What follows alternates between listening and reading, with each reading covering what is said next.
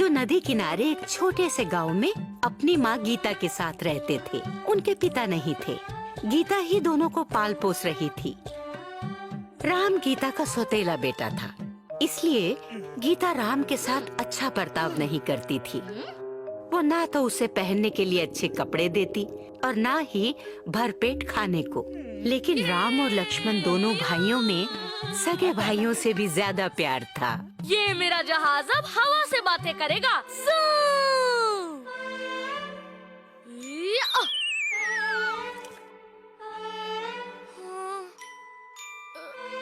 अरे ये तो भीग गया। क्या हुआ लक्ष्मण? मेरा जहाज उड़कर पानी में चला गया। तो क्या हुआ? उड़ने वाला जहाज अब पानी का जहाज बन गया है? कोई बात नहीं, मैं नया जहाज बना दूंगा। अभी कपड़े फैला कर आता हूँ। लाओ राम भैया, मैं भी मदद करता हूँ। नहीं नहीं, मैं उठा लूंगा। नहीं नहीं, मैं भी उठाऊंगा। मैं उठा लूंगा लक्ष्मण। तुम्हें पता तो है, माँ तुम्हें मेरी मदद करते हुए देखेगी तो डांटेगी।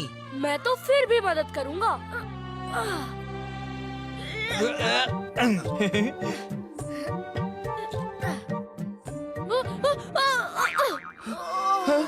चोट तो नहीं लगी लक्ष्मण? हाँ हाँ, कपड़ों को लगी होगी।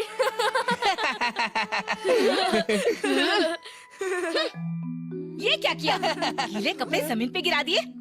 मैंने कितनी बार कहा है राम, काम ठीक से किया करो, फिर काम खराब कर दिया। माँ, वो मेरे कारण कपड़े। तू हमेशा इसकी तरफदारी मत किया कर बेटा। चल अंदर जाकर खाना खा।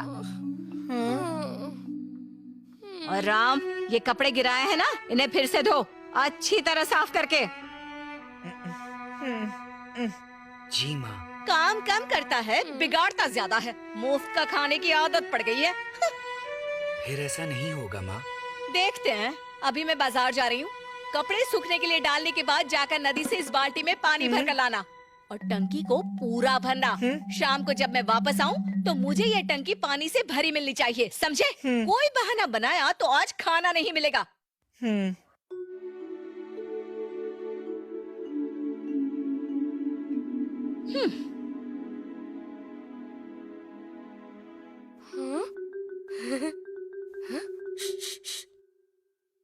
क्या हुआ लक्ष्मण? माँ गई? हाँ गई। आजा बाहर। बस ये 2 कपड़े धोकर तेरा जहाज बना देता हूँ। जहाज बनाने के लिए ताकत की जरूरत होती है और ताकत के लिए चाहिए खाना। कपड़े धोने के बाद माँ के कहे अनुसार राम नदी से पानी लेने चला गया। लेकिन बाल्टी में नदी से पानी भरकर राम जैसे ही टंकी के पास पहुँचा, उसने देखा कि बाल्टी पूरी तरह से खाली हो चुकी है। उसमें तो पानी ही नहीं है। अरे इस बाल्टी में जो पानी भरा था वो कहाँ गया? ओहो, इसमें तो 2-2 छेद हैं। इस तरह से तो सारा पानी रास्ते में ही बह जाएगा। फिर इतनी बड़ी टंकी माँ के आने तक मैं भरूंगा कैसे? भाई देखो देखो, मैंने पतंग पकड़ी। हाँ? क्या हुआ राम भैया? बाल्टी में 2 छेद हैं। मैं जैसे ही नदी से पानी भरकर लाता हूँ, घर तक आते आते बाल्टी खाली हो जाती है। हम दोनों खेलते खेलते इससे भर देंगे। सच्ची? मुच्ची।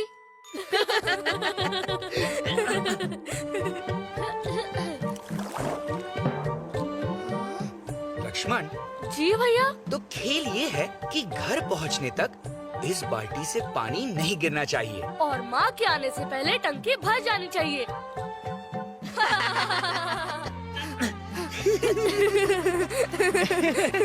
पानी नहीं गिरा। हाँ, लेकिन ये टंकी काफी बड़ी है। तो क्या हुआ, हम खेलते खेलते इस टंकी को भर देंगे। ठीक है, और इस बार मैं तुम्हारे लिए पानी की नाव बनाऊंगा। फिर तुम इस टंकी में उसे तैरा सकते हो। भैया तब तो बड़ा मजा आएगा। ये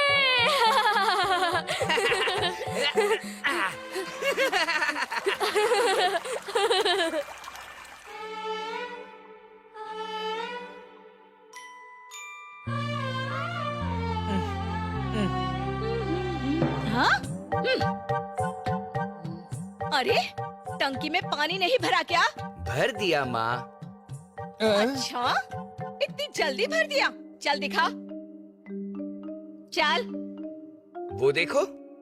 हाँ? अब मेरी नाव लहरों से टकराएगी। अब ठीक है, ठीक है। हाँ? ये क्या? इसने तो पूरी की पूरी टंकी भर दी।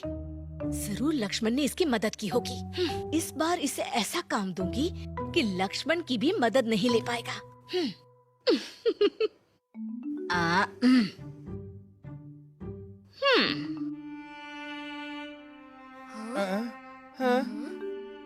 बस माँ बस, मैं नाश्ते में इतना सारा नहीं खा पाऊंगा। चुपचाप खा। हाँ? सूख कर कैसे कांटा हो रहा है। राम, हाँ माँ। नदी के किनारे जो लंबी लंबी घास है, पता है ना? हाँ माँ, जब नदी के पास जाता हूँ तो दूसरे किनारे पर बड़ी लंबी घास दिखती है। हाँ वही। नाश्ता करके तुझे वहाँ जाना है और बेचने के लिए एक बड़ा गट्ठर घास काट कर लाना है। जी माँ। माँ, मैं भी राम भैया के साथ जाऊंगा, बड़ा मजा आएगा। नहीं, तू मेरे साथ लाला की दुकान पर चलेगा। मेरे पास ज्यादा सामान होगा ना, उसे लाने में मेरी मदद कर देना बेटा। ठीक है माँ।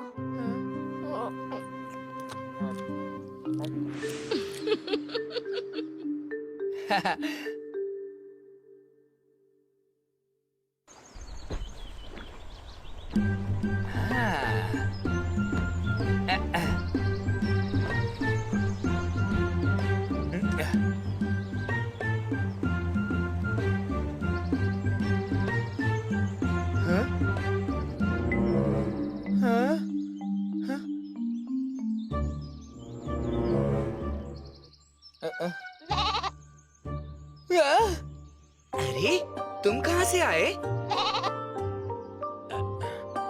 ओहो, तो तू इधर है हाँ? क्या रास्ता भूल गए हो बच्चे? इधर क्या कर रहा है? मैं तो यहाँ घास। ओए तुझे नहीं पता यहाँ से घास ले जाना कितना खतरनाक है? खतरनाक? ओए मेरे भोले हाँ? बाबू, यहाँ जंगली भेड़ियों का झुंड रहता है। जो भी यहाँ आता है वो उसका शिकार कर लेते हैं।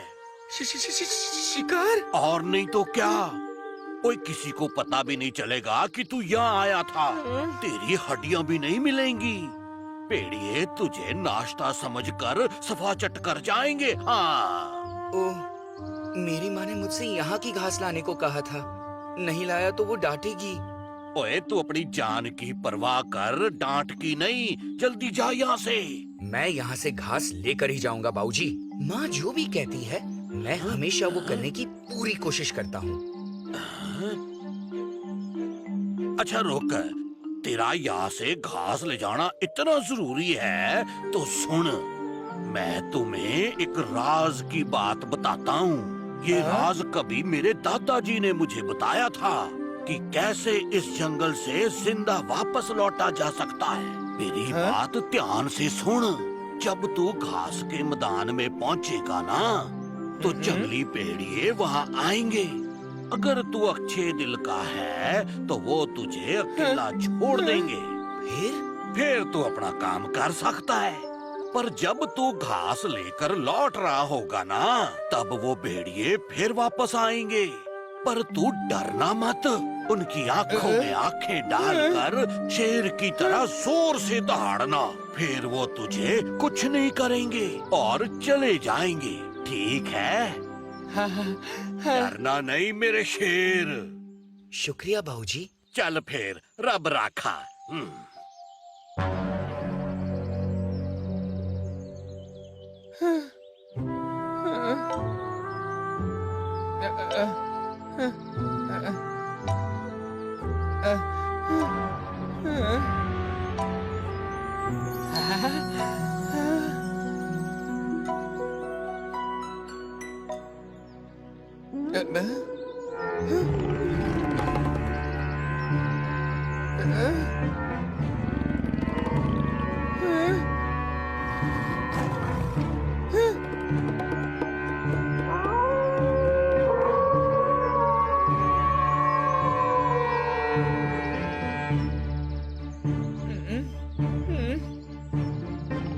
नहीं नहीं नहीं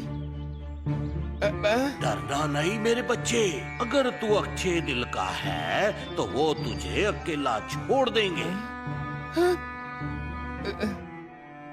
ऊपर वाले, अगर मैं सही कर रहा हूँ, अगर मैं सच्चा हूँ और मेरे मन में कोई पाप नहीं है तो मुझे बचा ले। हाँ? हाँ? हाँ? भेड़िए भाग गए। हो, मैं बच गया। ओह, अब जल्दी जल्दी घास काट लेता हूँ।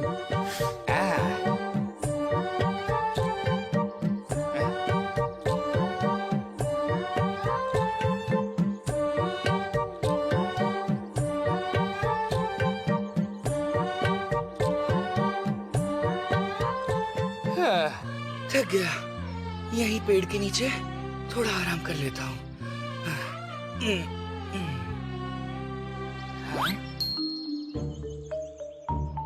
सुनहरे सेब, ये तो बहुत मीठे होंगे। भूख भी लग रही है।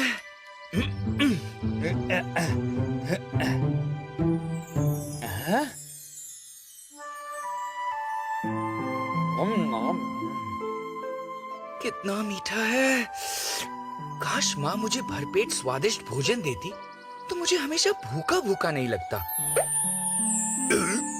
अरे, अभी तो मैंने सेब खाना शुरू ही किया था और मेरी भूख गायब हो गई। पहले तो कभी ऐसा नहीं हुआ।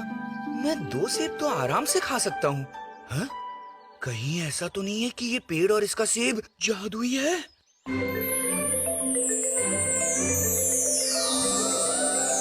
तुमने बिल्कुल सही समझा राम।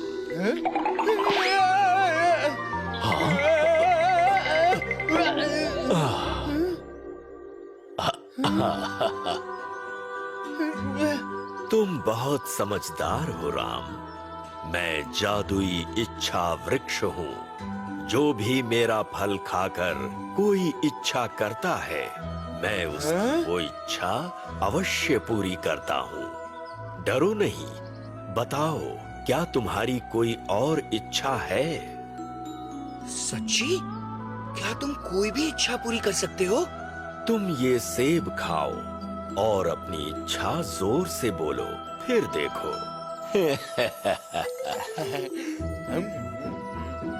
इच्छा वृक्ष, मुझे दिन भर बहुत काम करना पड़ता है, तो मैं चाहता हूँ कि मैं स्वस्थ और तंदुरुस्त बन जाऊं। मेरे अंदर इतनी शक्ति आ जाए, इतनी शक्ति आ जाए कि काम करते हुए मैं थकूं ही नहीं। ऐसा ही होगा। राम की इच्छा पूरी हो।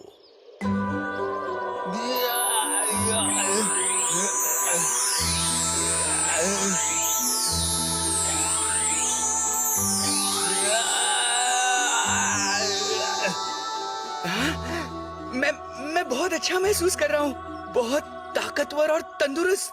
क्या तुम्हारी कोई और भी इच्छा है राम? हाँ, एक इच्छा और है।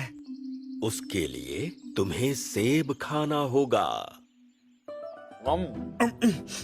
हे इच्छा वृक्ष, मेरे पास अच्छे कपड़े नहीं हैं और जो है वो भी फटे पुराने हैं। तुम मुझे एक जोड़ी अच्छे कपड़े दे दो ना। हाँ, राम की इच्छा पूरी हो, ऐसा ही होगा।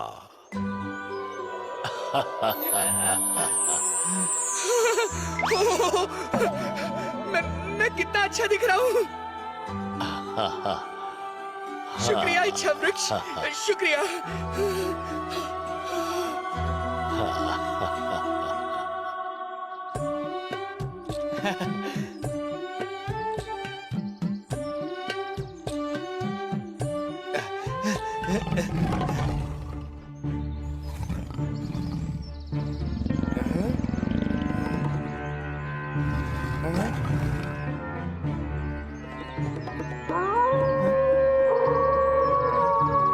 पर जब तू घास लेकर लौट रहा होगा ना, तो वो भेड़िए फिर से वापस आएंगे।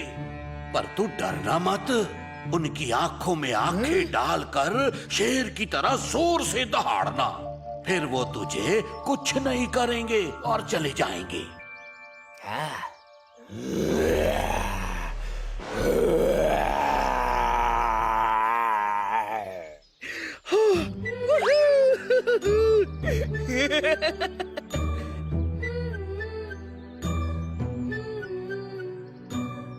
जब राम घर पहुंचा तो गीता ने देखा कि राम पहले से ज्यादा तंदुरुस्त और सुंदर लग रहा है और उसने नए कपड़े पहने हुए हैं, बिल्कुल किसी राजकुमार की तरह। ये तुझे क्या हुआ? तू इतना अलग क्यों लग रहा है? और इतने सुंदर कपड़े तुझे किसने दिए? माँ, नदी के उस पार एक जादुई पेड़ है जिसपे सुनहरे सेब लटके हुए हैं। जादुई पेड़, सुनहरे सेब। हाँ, मुझे भूख लगी थी तो मैंने जैसे ही एक सेब खाया, उस पेड़ ने कहा, मैं इच्छा वृक्ष हूँ, तुम मुझसे कुछ भी मांग सकते हो। सच्ची? तो तुमने उससे क्या मांगा? मैंने पेड़ से कहा कि तुम मुझे तंदुरुस्त कर दो और अच्छे अच्छे कपड़े दे दो, और उसने कहा ऐसा ही होगा। और फिर मैं ऐसा हो गया, देखो। गीता जानती थी कि राम कभी झूठ नहीं बोलता, तो ये इच्छा वृक्ष की बात जरूर सच है। पर वो इस बात से जल भून गई कि सौतेले बेटे को ये वरदान क्यों मिले। अचानक उसके दिमाग में एक तरकीब आई, अगर वो पेड़ सबकी इच्छा पूरी करता है तो लक्ष्मण की भी करेगा।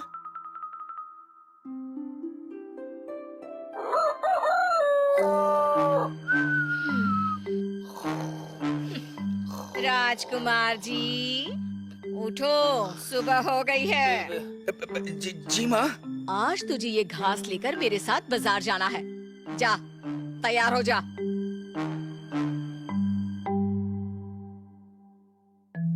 अरे उठो बेटा, देखो सुबह हो गई। लक्ष्मण, आज तुम्हें उसी इच्छा वृक्ष के पास जाना है जहाँ कल राम गया था, ठीक है ना? हाँ? सच्ची? मैं भी जादुई पेड़ से कुछ मांगना चाहता हूँ माँ। तुम पहले वो सेब खाना और फिर कहना कि मुझे बहुत सारा धन दे दो, जितना इस गांव में किसी के पास ना हो, बहुत सारा, समझे? लेकिन राम को ये पता नहीं लगना चाहिए कि तुम वहाँ जा रहे हो, वरना तुम्हारी इच्छा पूरी नहीं होगी। हमारे बाजार जाने के बाद तुम वहाँ जाना और जल्दी से वरदान मांगकर वापस लौट आना।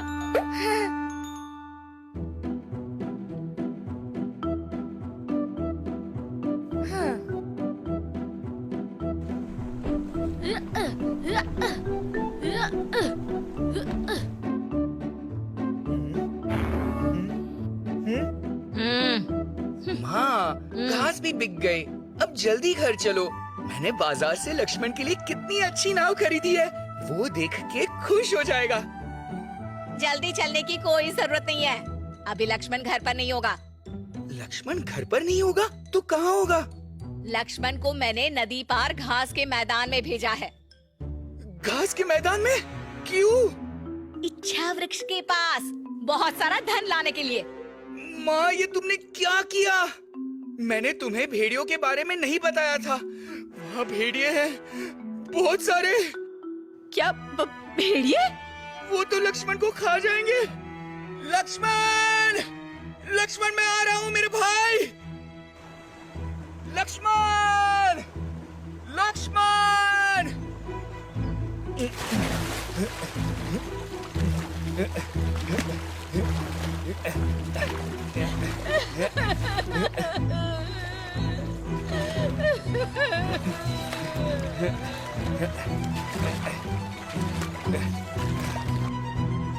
लक्ष्मण!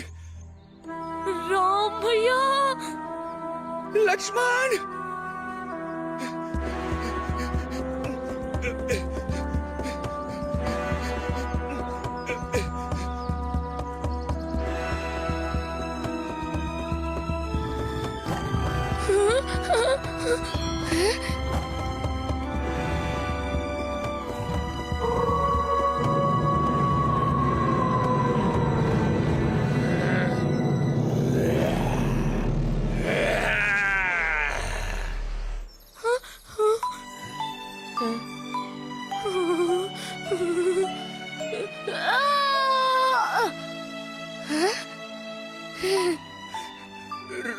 लक्ष्मण, मैं आ गया हूँ।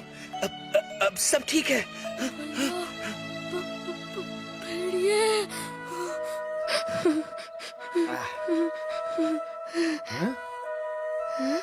लक्ष्मण, तुमने सेब खाकर सुरक्षित घर पहुंचने की इच्छा क्यों नहीं की?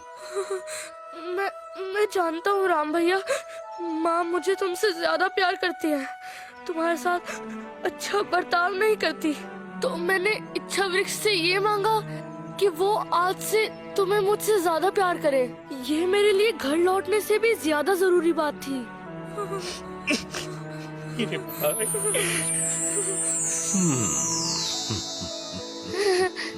राम, लक्ष्मण, अब तुम दोनों घर जाओ। तुम्हारी माँ परेशान हो रही होंगी।